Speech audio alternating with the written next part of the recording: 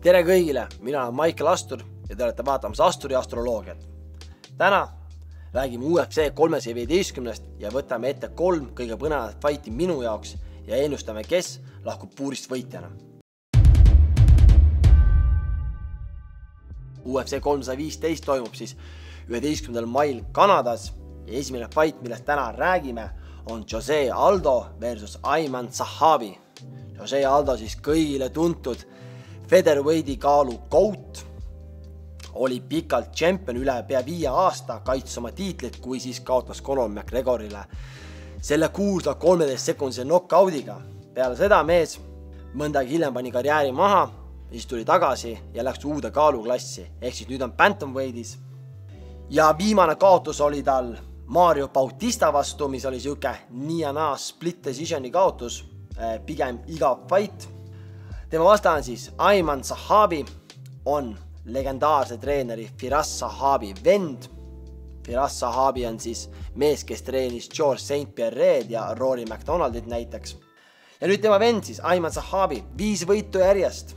Stiili poolest peaks see fight tulema kõva pautamine püsti. Kuidas ma näen, et Zahabi võidab, on see, et ta on väga täpne, nagu ta oma fightis olnud on, väga liikuv ja ta ei tundu olevat selline fighter, kes on väga jõuline, pigem siuke volüümi striker ehk viskab väga palju ja ise võib-olla nii palju pihta ei saa.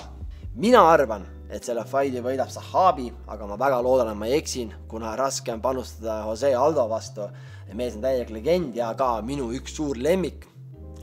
Arvan, et Zahabi võidab otsusega ja hoiab oma head liikumist, on väga täpne ja lihtsalt selle volüümiga siis võtab Aldo ära, aga ma kohe ütlen, et on 2 varianti, kuidas Aldo selle fighti võidab. Üks asi on see, et Zahabil on umbkaitses käed väga kõrgel, tähendab seda, et ta keha on vaba ja Aldo on lõpetanud seal mehi varemgi maksast ära, nagu näiteks Jeremy Stevensi. Seega see on esimene võimalus, kuidas Aldo võib võita ja teine võimalus on see, et Zahabi on väga raskelt esijala peal oma umbkaitsega, tähendab seda, et ta ei bloki väga kalfkikke ja low-kikke.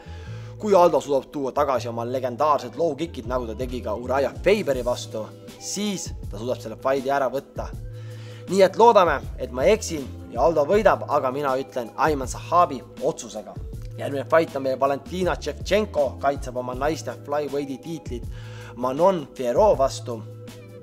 Manon Fiorot on siis 12 võitu järjest, kaotas oma esimese pro-fighti ja siis 12 võitu jutti. Pigem selline täis talla peal väga füüsiliselt, väga tugev naine, karate taustaga püstivõitleja ja Valentina Shevchenko on muidugi ka väga-väga pika taiboksi taustaga püstivõitleja, kes on ka suutnud areneda MMA mõttes väga hästi ja viinud oma maasvõitlusega kõrgele tasemele, nii et paberil peaks tulema see jällegi väga põnev püstivõitluse lahing, aga ise arvan, et Valentina Shevchenko viib selle fighti maha või vähemalt proovib viia maha ja siis domineerida Manon Fiorot maas. Aga Manon Fiorot on näidanud fightides ka väga head maadluskaitset ja füüsiline tugevus on tal väga hea, nii et kas see tuleb kerge, ma arvan, pigem on Valentinal esimestes raundides raske maha viia, aga eks me näe. Mina arvan, et Valentina Shevchenko võidab selle fighti, kaitseb oma tiitlit ja mina ütlen, et tuleb lõpetus ja see tuleb 4. raundis.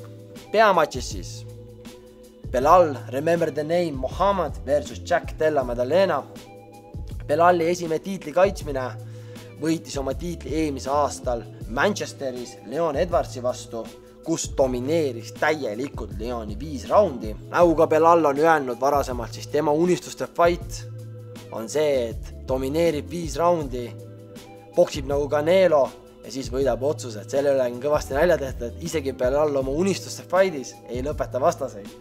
Aga mis sa teed, kui mees on nii domineeriv ja teeb seda väga hästi, saab küll palju heiti selle eest, aga pigem tuleb vaadata asja teiselt poolt. Ei pruugi publikule võib-olla nii äge olla vaadata, aga kui keegi on nii domineeriv, siis mina kui asjahuviline spetsialist hindan seda väga. Tema vastaan siis Jack Della Maddalena, samuti väga huvitav karjääri algus oli tal, kaotas 2 fighti jutti ja peale seda on võitnud 17 fighti järjest. Tugev püstivõitleja, aga olnud pigem raskustes meestega, kes viivad ta maha või tugevad maadlejad.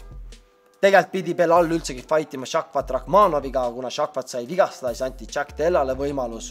Nii et kas Jack suudab oma võimalust ära kasutada? Ma pigem ei usu. Ainult võimalus, kuidas ma näen, et Jack võidab on, kui ta lööb Belali nokki esimeses või teises raundis, mida pikemalt see fight läheb, seda raskem tal olema saab, kuna Belal ei väsi ja maadlussurve on tal meeletu. Nii et ma usun, et Belal teeb oma unistuste fighti ja võidab otsusega jälle ning kaitseb oma tiitlit siis esimest korda. Ja siin see on. Need on minu UFC 315 ennustused. Ehk siis ütlen, et Ayman Sahabi võidab otsusega, ma väga loodan, et ma eksin. Valentina Shevchenko kaitseb oma tiitlit ja võidab 4. raundi lõpetusega ja Belal võidab otsusega. Aitäh kõigile vaatamast, jätku kommentaaridest, mis teie arvate ja näeme juba järgmisel Asturi astroloogial.